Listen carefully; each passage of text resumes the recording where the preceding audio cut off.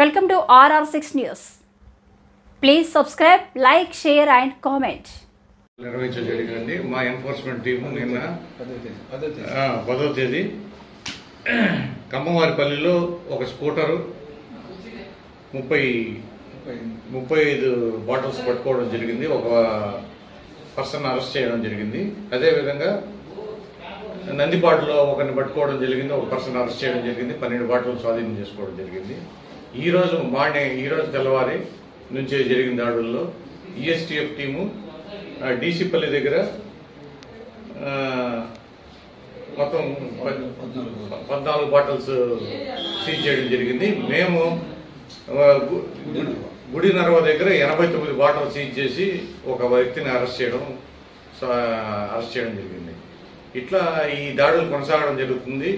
పూర్తిగా ఈ కంట్రోల్ అయ్యే వరకు కూడా తగు చర్యలు తీసుకోబడతాయి. ఈ స్టేషన్లో కూడా సిఐ గారు వారి సిబ్బందితో కలిసి దాడుల్లో పాల్గొంచుకొని ఈ బెడ్ షాప్స్ని పూర్తిగా నిర్మూలించే కార్యక్రమం చేపట్టాల్సిందిగా కోరడం జరిగింది. ఈరోజు విజిట్ ఉద్దేశం అది.